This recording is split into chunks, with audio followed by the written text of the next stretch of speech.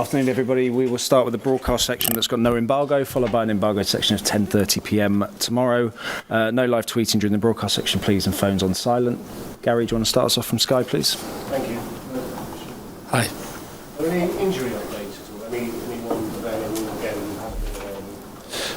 No good news about players that come back for the next game. We are getting closer with Richarlison. He trained on the pitch, but he trained alone. And we are going well with Ben Davies in the plan. But with Ben, we have to wait a bit of time.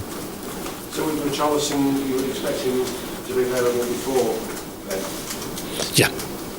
And when do you think the Richarlison? He started to train on the pitch and he's going well. I think for the next game he could be available.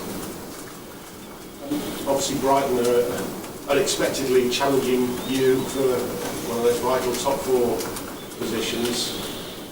The defeat tomorrow would mean that they were like a point behind you, I think, with a better goal difference and 2 games in hand. So how important is this game is really important for us. It's really important because it came from after 2 draw matches and matches that we could win. And so it's very important to play a great match against Brighton. That is a tough team in this moment since Christmas. It's first in the league for chance created in open play, for passes attempted and so in shot on target from open play. So it's a team that with the ball is very good, has a great manager that arrived here and quickly is doing a great job. We knew this manager for a long time because he's an Italian guy and we respect him. We have to respect Brighton, but we are Tottenham and we play in our stadium, so it means that we have to go strong and play in our way, in the way we can hurt them. We know very well which is this way, and we are well prepared to play tomorrow. Is that part of the message to the players that we are Tottenham? Yes, we speak a lot about this, but also we deserve to find the way to be Tottenham and to play a football and that is strong in the tackle, strong in the pressure, and strong with the ball. So we have to be complete. And Mr. Tottenham, I guess you could say, is Harry Kane. I know you defended him on Monday from the criticism. Some people saying he went down a bit too easily for the red card. But the criticism is... I think it's strange that some ex-player said things I think wrong about Harry, because they are ex-player and they understand the difference between seeing a situation like this in a slow motion and live this experience in a real motion. It's completely different. And also the Everton's manager said there was a clear red card, so there's no discussion on this. I don't understand why some ex-player speak about this. I think they don't agree with Tottenham instead to don't agree with Harry. So I think they respect Harry. Probably they don't respect enough Tottenham. Because some players, perhaps you could say throughout history, they're that kind of player to exaggerate an injury, to exaggerate an issue. Harry isn't really that kind of player. No, I have never seen him exaggerate something. I have seen him stand up after strong tackle, and we had a lot of example. And also I think we spoke with the board of the referee about some tackle Harry considered and really bad. Also in the first half last match it was a strong tackle from a central defender, but we don't discuss about this. Harry don't discuss about this. He's an amazing player in every aspect, also in the behavior he had and the respect. He respects the game a lot, so it's important to say this, and everyone has to understand that they cannot challenge Harry under this aspect. Thank you. Thank you. Okay, Jake. Hi. After the game on Monday, you said that you needed to control the game better when it was 10v11. Why do you think then the players weren't able to do that? Because sometimes you have to go strong. When you play 11v10, the mindset can change because you think that the match become easy. If you think this is the moment you made a mistake. When the opponent play with 10 men, they create a new energy. And you have to stay with enough energy. That was the problem in that game. And for me, it's important to do it with the ball. The opponent has to struggle when you keep the ball and you move the ball, and you can find when they come and they use more energy, you can find a way to score the second goal. This is the mindset we need for the match also when we play 11v11. It's not different. But when you have to force yourself in that moment because your mindset can change. But you have to force yourself to go stronger. You mentioned how good Brighton have been this season. They've also scored a lot of goals away from home. Only Arsenal have scored more. How do you therefore go about stopping them? Can you stop them scoring? Yeah, we are a strong team. We can do it because we have players, we have a team, we have a squad that can defend in all the aspects. Brighton could be strong. We have to respect them because they are the first team in the league in some aspect, but we know also the way to do it, and we also beat them in their stadium, and we want to repeat a good performance, maybe in a different way, but because we play in our stadium and we want to be strong with the ball. Obviously, a lot of people have given them a lot of praise for the way they've been playing under the manager. Just explain then from a tactical point of view, what makes it so difficult to play against them? Why are teams finding it so hard, do you think? They wait you and they are well prepared. When you start to press them, they find a way to overcome your pressure. And they are well positioned, they plan a match in the right way. They have many solutions also, and they adapt themselves when you change something, because they came from a good job did with Potter for a long time, and I think also De Zerbi find a good solution to play with this style, because that team came with Potter and the players know themselves very well.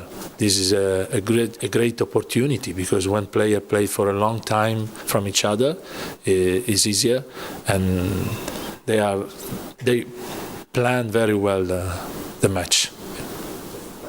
Thanks, Jake. Ian. Hi, Christian. Is the ambition now for Spurs realistically top 4 or just top 6, just European football for next year? Tottenham has to play for the top 4 every time.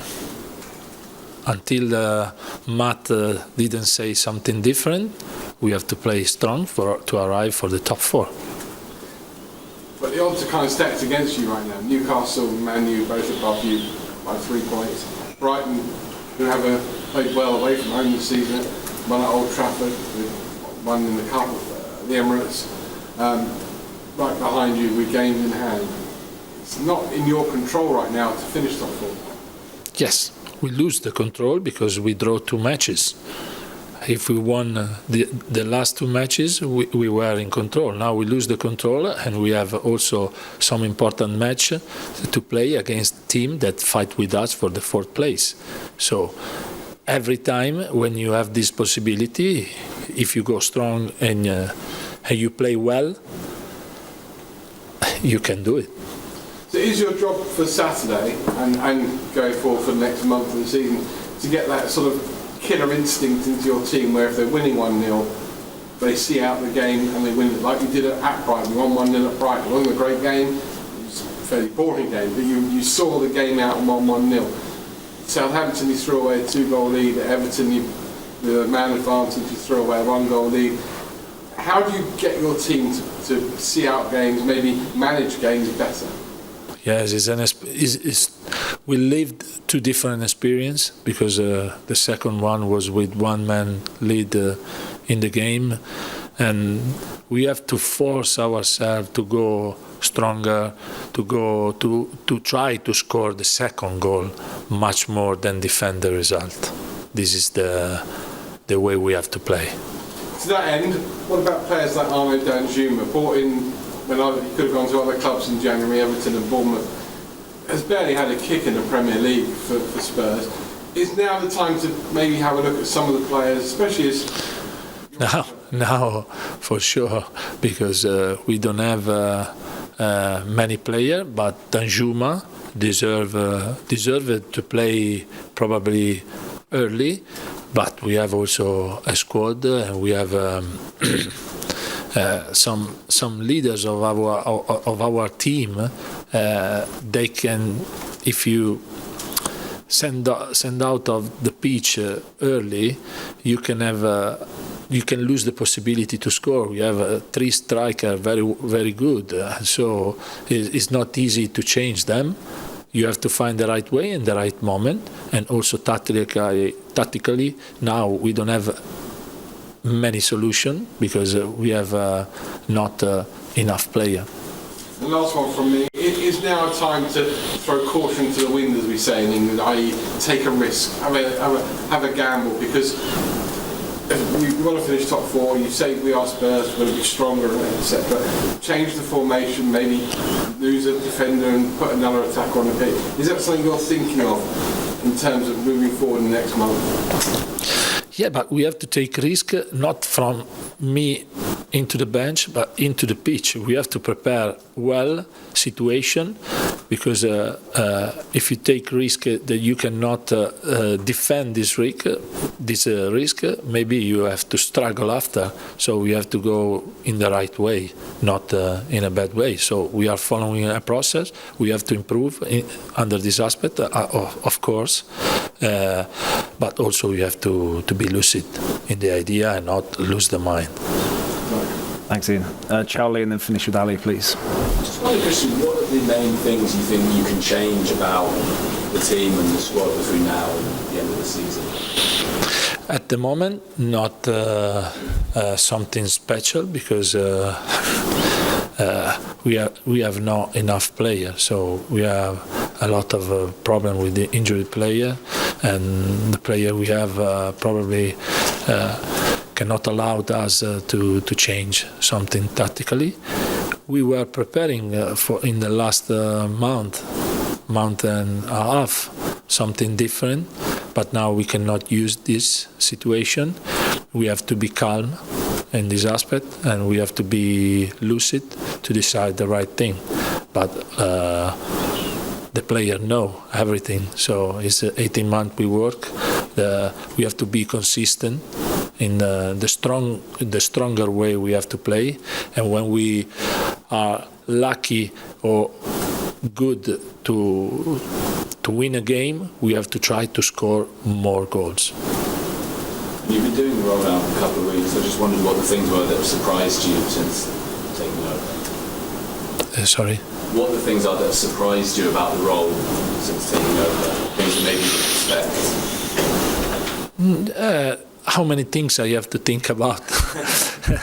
Because normally when you're assistant, you don't have to think about many things. You are focused on your job, and you don't think about what the manager has to do. Now I have to think, what I'm doing now is one tough thing, but also sometimes you are focused only in a part of the team, but now you have to look all the department, to speak with all the department, to give them input they have to respect.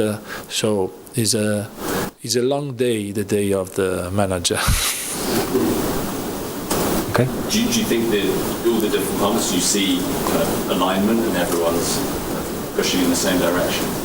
Absolutely, because we are in a club with a lot of departments, and everyone has to push in the same way.